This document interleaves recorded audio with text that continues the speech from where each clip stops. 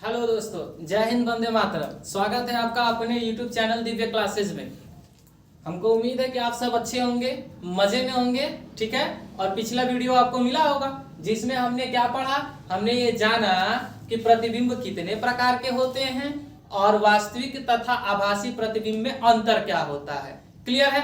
अब सुनो मेरे दोस्त, एक बात सुनो, आपको यहाँ इसी प्लेटफॉर्म पे नवोदय विद्यालय का भी क्लासेस मिलेंगे। आपको पूरी प्रिपरेशन होगी, हर सब्जेक्ट की होगी। साथ ही साथ हम उन बच्चों से इंट्रोड्यूस भी कराएंगे जो हमारे ऑफलाइन क्लास में तैयारी किए थे नवोदय में। कुछ जो सक्सेस हो गए यानी क्वालिफाई कर गए, कुछ जो एक दो मार्किंग से पीछे रह गए उनसे भी मिलवाएंगे। क्योंकि हारने वाले से बहुत कुछ सीखने को मिलता है। जब ठोकरें लगती हैं इंसान को तो ठोकरें ही इंसान को चलना सिखाती हैं। आई बात समझ में। चलिए आज हम लोग क्या पढ़ेंगे, आज हम लोग पढ़ेंगे समतल दर्पण। क्या पढ़ेंगे बाबू? समतल दर्पण। चलिए इससे पहले हम आपको दर्पण बता देते हैं कि दर्पण कितने प्रकार के होते हैं, दर्पण क्या होते हैं, ये सारी चीजें हम आपको बता देते हैं। ठीक, चलिए दर्पण के बाबू कई प्रकार, द्वि प्रकार। कई प्रकार होते हैं बाबू? द्वि प्रकार। ठीक है। कितने प्रकार होते हैं? दो प्रकार होते हैं। यार सुनो, मेरी एक बात सुनो, आप जम के मेहनत करो, इतनी मेहनत करो बाबू कि कामयाबी भी तरस खा जाए आपके ऊपर कि नहीं हमको कामयाब होना ही होना है। तू मेहनत कर, तू प्रतीक्षा कर, मेहनत से अधिक का ना इच्छा कर। मेरी सोच है बाबू कि तू मेहनत कर, प्रतीक्षा कर, क्योंकि समय से पहले मेहनत से ज्यादा आपको कुछ प्राप्त होने वाला नहीं है। इसलिए कह रहा हूं मेरे दोस्त कि तू मेहनत कर, तू प्रतीक्षा कर, ना मेहनत से अधिक की इच्छा कर। लिख डाल इतिहास अपने पसीने से, लगा कर रख किताबों को अपने सीने से। और इसी सोच के साथ चलो हम लोग आज से एकजुट होकर के इतना मेहनत करते हैं कि बोर्ड तो क्या, आने वाले भविष्य में कभी हमको ये मजबूर ना होना पड़े, ये सोचना ना पड़े कि हमने वो टॉपिक नहीं पढ़ा था और इसलिए आज हम फंस गए। आई बात समझ में। हमारे साथ जुड़े रहिए, हमें भी मोटिवेट कीजिए, खुद भी होइए, मिलजुल करके हम एक नया इतिहास लिखते हैं। आओ मेरे दोस्त, क्या हम पढ़ रहे हैं? दर्पण। आई बात समझ में। क्या पढ़ रहे हैं? दर्पण। आज आपको एक छोटी सी कहानी भी सुनाऊंगा, लेकिन पहले पढ़ते हैं, ठीक है। दर्पण कितने प्रकार के? दो प्रकार के। कौन कौन से बालक? समतल दर्पण। कौन कौन से? समतल दर्पण। दूसरा कौन सा होगा? गोलीय दर्पण। आई बात समझ में। समतल दर्पण, गोलीय दर्पण। दर्पण दादाजी। कौन? दादाजी। दादाजी के दुई बच्चे कौन कौन से? एक का नाम था समतल और एक का नाम था गोली। गोली ना, गोली ना बाबू, खून खराबा नहीं। समतल दो। देखो दर्पण कितने प्रकार के? दो। दादाजी के दो बच्चे, समतल और गोलीय। ठीक है। समतल एकलौता, ठीक। अब ये बेचारा अकेले है, लेकिन गोलीय दर्पण के दो वाचक, वाचक का माने बालक। ठीक है। देखिए दो बालक कौन कौन से? अवतल दर्पण, अवतल दर्पण, और दूसरा है बाबू उत्तल दर्पण, उत्तल दर्पण। ठीक है। हमने क्या जाना कि दर्पण कितने प्रकार के? तो दर्पण द्वि प्रकार के। ठीक ना हो? दर्पण द्वि प्रकार के। कौन कौन से? समतल दर्पण और दूसरा गोलीय दर्पण। क्लियर है। गोलीय दर्पण दो प्रकार के, एक का नाम अवतल, दूसरे का नाम उत्तल। अब सुनो, इन दोनों के बारे में पढ़ेंगे, तीनों के बारे में पढ़ेंगे। ठीक है। दू एकम दू। ठीक है। चलिए देखिए, तो सबसे पहले हम हेडिंग बनाएंगे समतल दर्पण के बारे में, समझेंगे कि समतल दर्पण है क्या। और मैं आपको फिगर भी बना के दिखाऊंगा कि समतल दर्पण पे कैसा प्रतिबिंब बनता है, कैसे बनता है। ठीक। चलिए इसको मिटा दे मेरे लाल। देखो मिटाते हैं और पढ़ते हैं समतल दर्पण के बारे में। ठीक है। समझ गए ना कि दर्पण कितने प्रकार के होते हैं। ठीक। तो चलो बाबू, थोड़ा सा हमें भी सपोर्ट कर दो, लाइक कर दो, सब्सक्राइब कर दो, अच्छा लगे तो कमेंट भी कर दो। ठीक। चलिए समतल दर्पण, समतल दर्पण। ठीक है। ऐसे ही आप ही लोगों से तो हंसी मजाक होता है, बाकी जीवन में कुछ नहीं। हंस लो बोल लो। अब हंसने बोलने का मतलब नहीं कि एकदम पगले बन जाओ। चलिए देखिए, समतल दर्पण ये क्या है? अभी कुछ नहीं, अभी रेखा है। देखिए पॉलिश कर दिया, पॉलिश कर दिया कि नहीं कर दिया? ठीक, पॉलिश कर दिया, पॉलिश कर दिया तो अब ये बन गया कौन सा दर्पण? समतल दर्पण। अब समतल दर्पण जब बाबू बन गया तो समतल दर्पण बनने के बाद ये हमारा मान लो कि पैरेलल एक्सिस है, यानी मुख्य अक्ष है। ठीक है, मान लिया एक किरण आपतित हो रही है, ठीक, और यहीं से क्या हो रही है? परावर्तित हो रही है। तो जो आ रही है आपतित, जो जाएगी परावर्तित। क्लियर है कि नहीं है? जो आ रही है आपतित, जो जाएगी परावर्तित। अब सुनो प्रतिबिंब कैसे बनेगा? तो परावर्तित किरणें जहां मिलती है वही प्रतिबिंब बनता है, तो ये आभासी प्रतिबिंब बनता है दर्पण पे। अब इसको आभासी दिखाने के लिए हमें डॉट डॉट करना पड़ेगा। डिंचिक डिंचिक डिंचिक डिंचिक डिंचिक, मिटक गया। डॉट डॉट हो गया कि नहीं हो गया? अब सुनिए क्या करेंगे, आप आगे हम आपको बताएंगे कि तीन तरह से आरेख खींचे जाते हैं। एक जो मुख्य अक्ष के समानांतर खींची जाती है, फोकस से जाती है। दूसरी जो फोकस से खींची जाती है, मुख्य अक्ष के समानांतर चली जाती है। तीसरी सी से खींची जाती है, यानी वक्रता केंद्र पे खींची जाती है, उसी पे वापस लौट जाती है। हम मान लेते हैं हम यहां से एक रेखा खींच दे रहे हैं। क्या खींच दे रहे हैं? रेखा खींच दे रहे हैं। इधर जाके ये क्या हो जाएगी? डॉट डॉट, क्योंकि इधर से क्या हो जाएगी? इसी पे आपतित, इसी पे परावर्तित। बोलो कंफर्म हो रहा है? दूसरा फिगर बना दें? अच्छा पहले इसको समझो फिर दूसरा बना देते हैं। अब सुनो, ये दोनों परावर्तित किरणें हैं बालक, दोनों जब परावर्तित किरणें हैं तो प्रतिबिंब कहां बनेगा? जहां परावर्तित किरणें आपस में प्रतिच्छेदित करती हैं। कंफर्म है? तो एक नंबर डाल के लिखो। इधर दिखाई दे रहा है क्या? बताइए जरा हमको। इधर दिखाई दे रहा है? ठीक है, इधर ही लिख दे। चलिए एक नंबर डाल के उस पे लिख दो बाबू कि आभासी एवं सीधा होता है। अभी मैंने बताया था प्रतिबिंब, प्रतिबिंब आभासी एवं सीधा होता है, सीधा होता है, होता है। पहली बात मैंने अभी आपसे बोला था, जहां आभासी प्रतिबिंब बनेगा वहां कैसा होगा? हमेशा सीधा होगा। बोलो पिछले वीडियो में याद कराया था कि नहीं कराया था? कराया था ना? ठीक, चलिए अब यहां देखिए, मैंने पहला पॉइंट लिख दिया कि समतल दर्पण से बना प्रतिबिंब हमेशा आभासी एवं सीधा होता है। अब दूसरी बात इसमें क्या हो जाएगी कि बने प्रतिबिंब, समतल दर्पण से बने प्रतिबिंब, समतल दर्पण से बना प्रतिबिंब वस्तु के बराबर होता है।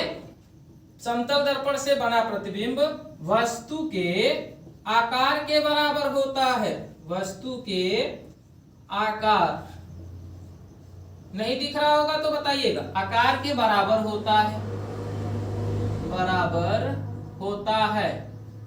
ठीक, आकार के बराबर होता है। ठीक है, यहां समझ में आ रहा? यानी ये जो प्रतिबिंब बनेगा कैसा बनेगा? सीधा, आभासी और वस्तु के बराबर। वस्तु को U से दिखाते हैं, प्रतिबिंब को V से। अभी हम बताएंगे चिन्ह परिपाटी में, तो U is equal to V। ऐसे समझ जाइएगा, शॉर्ट में लिख रहे हैं, ऐसा लिखना नहीं चाहिए, हम लिख दे रहे हैं U is equal to V। किसमें? आकार में। ठीक, तीसरा पॉइंट क्या लिखेंगे बाबू? ठीक है, प्रतिबिंब दर्पण से, तीसरा पॉइंट, प्रतिबिंब दर्पण से उतनी ही दूरी पर बनता है, उतनी ही दूरी पर बनता है जितनी दूरी पर वस्तु स्थित होता है। जितनी दूरी पर वस्तु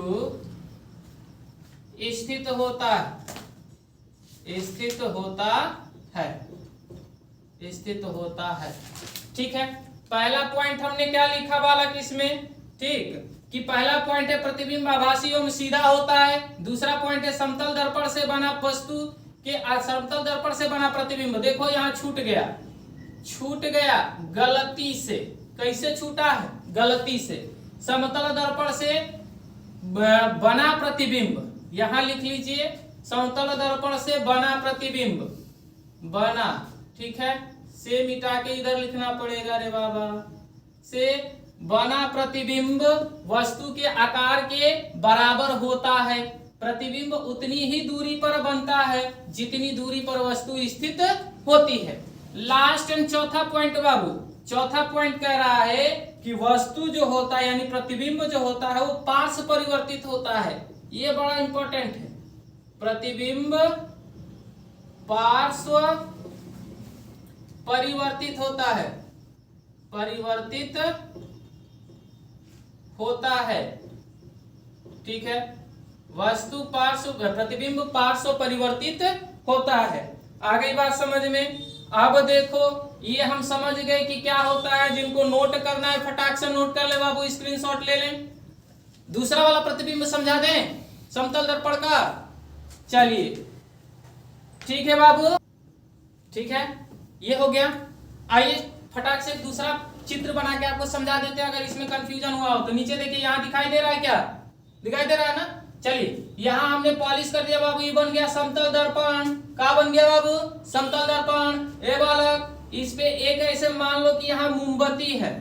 चलो मैंने यहाँ मोमबत्ती जला दिया, दिख रहा है क्या? कहोगे कि सर जी मोमबत्तियां बड़ी छोट है। जीएसटी लगा है बालक इस पे, इसीलिए छोटा हो गया कट के। चलिए देखिए मोमबत्ती हम रख दिए, इसका प्रतिबिंब ये आ रही है बाबू आपतित किरण, जाएगी परावर्तित किरण। यहीं से एक और किरण निकल रही है, मान लो ये आपतित किरण और ये परावर्तित किरण। समझ में आ रहा है? अब देखो ये क्या होगा, ऐसे आभासी होगा, आभासी बना देते हैं इसको। यहां से भी ऐसे आभासी होगा, बना देते हैं इसको, ठीक है। अब देखो यहां मिल रहा है ना, मिल रहा है कि नहीं मिल रहा? तो यही प्रतिबिंब बनेगा। बोलिए, प्रतिबिंब यही बनेगा। तो चलो समझते हैं क्या क्या पढ़े हम ये कि समतल दर्पण क्या है और समतल दर्पण से प्रतिबिंब कैसे बनता है। अगर बनता है तो क्या क्या चीजें होती हैं। बोर्ड में आपसे यही पूछेगा, बोर्ड में एकदम इंपॉर्टेंट पॉइंट बता रहे बाबू, ऐसे ही लिख दीजिएगा कि प्रतिबिंब आभासी एवं सीधा होता है। दूसरी बात, समतल दर्पण से बना प्रतिबिंब वस्तु के आकार के बराबर होता है। तीसरा पॉइंट, प्रतिबिंब उतनी ही दूरी पर बनता है जितनी दूरी पर वस्तु स्थित होता है। तो बोलो प्रतिबिंब कैसा बनता है? पार्श्व परिवर्तित बनता है। बनता है कि नहीं बनता है? अब समझो पार्श्व परिवर्तन क्या है, पार्श्व परिवर्तित होना क्या है, नेक्स्ट वीडियो में समझेंगे हम लोग, बहुत अच्छे से समझेंगे, ठीक है, घबराइए नहीं, ठीक। अब मैंने आपको कहा था कि मैं आपको एक छोटी सी स्टोरी सुनाऊंगा, ठीक है। छोटी सी स्टोरी इसलिए कि अभी बहुत लोगों के मन में ये बातें आ रही हैं, सर अभी तो एग्जाम 2 महीना दूर है, भैया एग्जाम बहुत दूर है, 2 महीना बहुत है, 10 दिन रहेगा तो पढ़ेंगे, 20 दिन रहेगा तो पढ़ेंगे। तो बाबू सुनो, ना कभी 10 दिन होगा, ना 20 दिन होगा, ना 30 दिन होगा। जो करना है आज ही करो। बात समझ में आई? कबीर दास का वो सुने हो? अरे वो दोहा सुने हो कि नहीं सुने हो? ठीक है, कल करो सो आज करो, आज करे सो अब, पल में परले आएगा, बहुरी करोगे कब। बात समझ में आया? ठीक है। यानी अब वो सुनो, एक गांव में एक साधु रहते थे। कहानी हमने कहा था, वादा किया था, वादा निभाएंगे जरूर। एक गांव में एक साधु रहते थे, बहुत तपस्वी थे, बहुत विद्वान थे। उनको अपने आप पे बहुत भरोसा था कि हमने जो ईश्वर की तपस्या की है वो निराश। चलो सॉरी, क्षमा याचना, कुछ टेक्निकल प्रॉब्लम की वजह से लाइट कट जा रही है, हम बोले हैं, बात किए हैं। चलिए हम कहानी में कहाँ थे? हमने आपसे बताया एक साधु थे गांव में, बहुत तपस्वी थे, बहुत विद्वान थे, ठीक है। उनको अपने आप पे बहुत भरोसा था कि मैं रात दिन ईश्वर में रहता हूँ, ईश्वर की तपस्या करता हूँ, ईश्वर हमारा कभी भी अहित नहीं होने देंगे। आई बात समझ में? एक बार हुआ ऐसा बाबू कि गांव में बाढ़ आ गई, बाढ़ आ गई, बहुत त्रासदी मची। बाढ़ आई तो वो जो तपस्वी थे वो गांव के बाहर एक वट वृक्ष के नीचे बैठ करके तपस्या करते थे, ईश्वर की उपासना करते थे। गांव का एक व्यक्ति आया, कहा कि अरे साधु जी बाढ़ आ गई है, चलिए हम लोग पहाड़ी की तरफ चलते हैं। सारे गांव वाले पहाड़ी की ओर भाग रहे थे, त्राहिमाम मचा हुआ था, पहाड़ी की ओर जाते हैं। साधु जी कहे कि अरे नहीं, हम तपस्या में लीन हैं, हम ईश्वर की उपासना करते हैं, ईश्वर हमारा बुरा नहीं होने देगा। व्यक्ति कहा कि सोच लीजिए। साधु जी बोले कि हमने सोच लिया है, तुम जाओ। ऐसे ही बैठे रहे।